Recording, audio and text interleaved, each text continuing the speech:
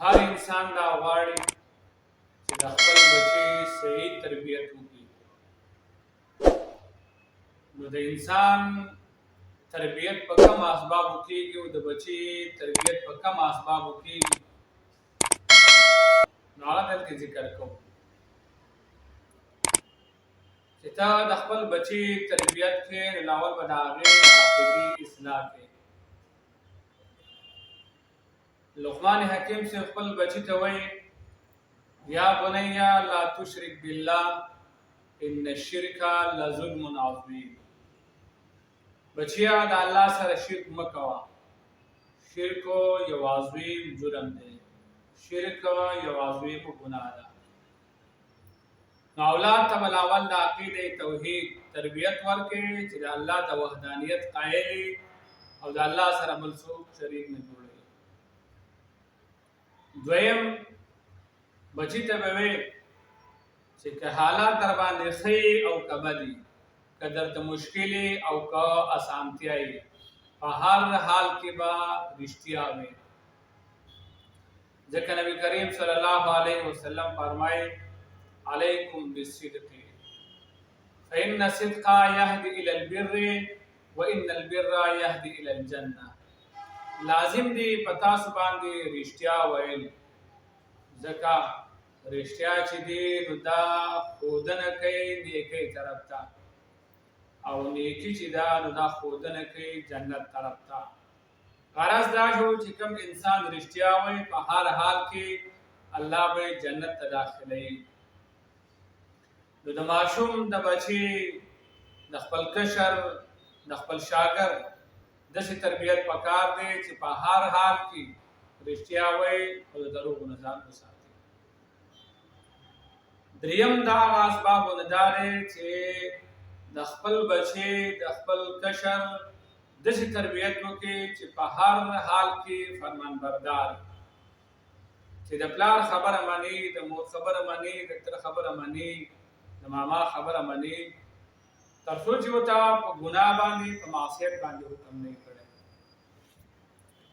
ابراهیم علیه السلام خپل زوی ته وایي اسماعیل علیه السلام ته چې زه تا په خوب کې وینم چې زه تا ذبح کوم، ستا سره یې دی.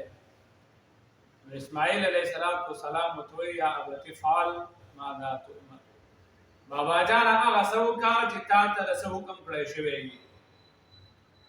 نو ابراهیم علیه السلام د خپل بچي داسې تربیت کړی و د اسماعیل علیه السلام فرمان بردار، هر خبره یې منله. د اولاد داسې تربیت پکار دی.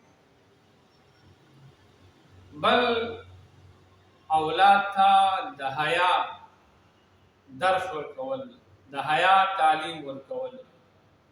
حیا د الله نه هم کول او د مخلوق نه هم کول. د الله نه حیا ده چې خپل اندامونه، سترګې، غوږونه، ژبه، لاسونه، خپې دا په نافرمانۍ کې استعمال نشي. او د مخلوق نه حیا دا ده چې د مخلوق په مخې ګناه ونه کړی شي او په هر حال کې ګناه ونه کړی شي.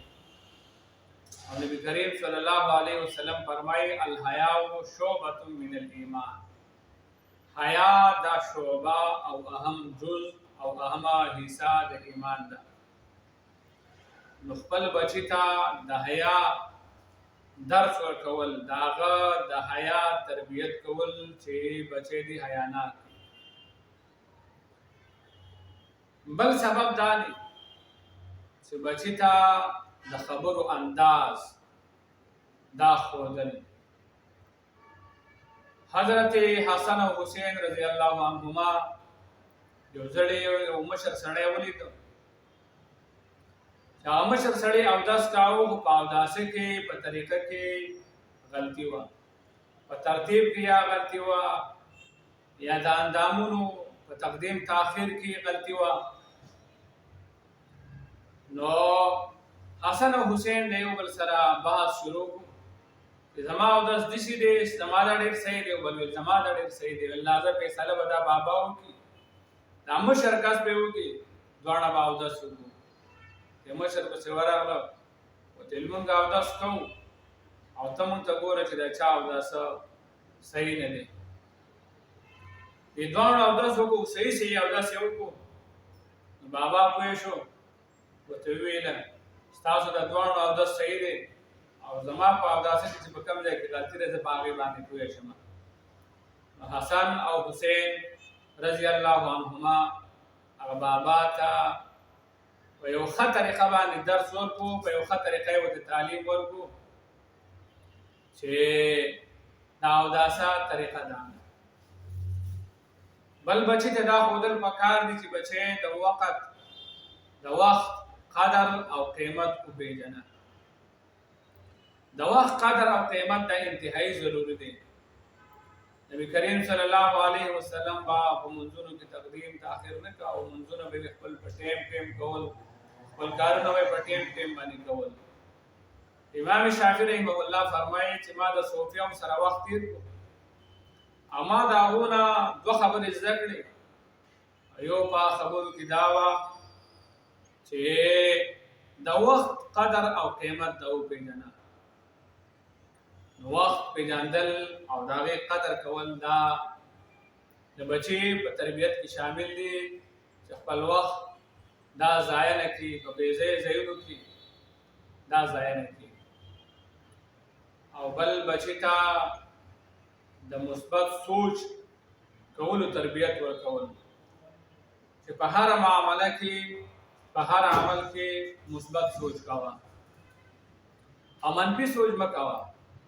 نبی کریم صلی الله علیه وسلم چې کله طایف ته لاړ او د طایف نه خلکو په تکلیف راویستو، نو جبریل امین راغی او پیغمبر علیه السلام ته ویل که ستا خوښه وي نو چې دا خلک دا غر پرې راوغورځوم او دا غرونه د یو بل سره وجنګوه، دا ختم کړو. نبی کریم صلی الله علیه وسلم ویل بل ارجو ان یخرج الله من اصلابهم من یعبد الله وحده. زه د الله نه دا امید ساتم چې الله تعالی به د دوی په اولاد کې داسې خلک پیدا کړي چې د یو الله بندګي به کوي. نو مثبت سوچ کول. بل خپل بچي ته د حلال او د حرامو فرق بیانول، د حلالو او د حرامو شعور ورکول چې ستا ذریع معاش د حلال د تینا چې په حرامو باندې ستا پرورش وشي او په حرامو باندې لوی شي. نو بچی ته د حلال او د حرامو فرق بیانول او د حلالو ترغیب ورکول او د حرامو نه د منع کولو کوشش. دا د هر پلار ذمہ داری ده چې بچی ته دا وښیي. او بل د فرایضو ادا کول چې بچی ته دا درس ورکړي چې بچی فرایض به ته په ټیم ادا کړي. الله په انسان باندې 15 وخته، په مسلمان باندې 15 وخته مونځ فرض کړی دی. نو دا به کې الله روژه فرض کړې ده دا به نیسي. الله زکات فرض کړی دی دا به ورکوي. او چې د حج وس دې وشو نو حج به کې. او د مور او پلار قدر، احترام، مرتبه دا ورته ښودل، د استاد مرتبه دا ورته ښودل، دا د اولاد په تربیت کې شامل دي. د ژوایي سپینګیري او د بوډۍ زنانه مقام او مرتبه ورته ښودل. نبی کریم صلی الله علیه وسلم فرمایي چې کله یو بنده دی او هغه الله طرف ته لاس اوچت کړي او د الله نه دعا غواړي، نو الله تعالی له حیا ورکړي چې دا لاسونه ورته تش واپس کړي. او بچی ته د مهمان نوازۍ درس ورکول چې مهمان نوازي او په کومه طریقه باندې کوي. نو چې میلمه راشي نو د هغه مهمان نوازي کول، هغه ته د سلام کلام انداز، اوبو ته پیش کول، خوراک ته پیش کول او هغه د پاره د ناستې ځای برابرول. دا د ماشوم په تربیت کې شامل دي چې خپل بچی ته به دا ښیي چې بچیا ته مهمان نوازي به څنګه کوې. نو دا به مور او پلار باندې لازم دي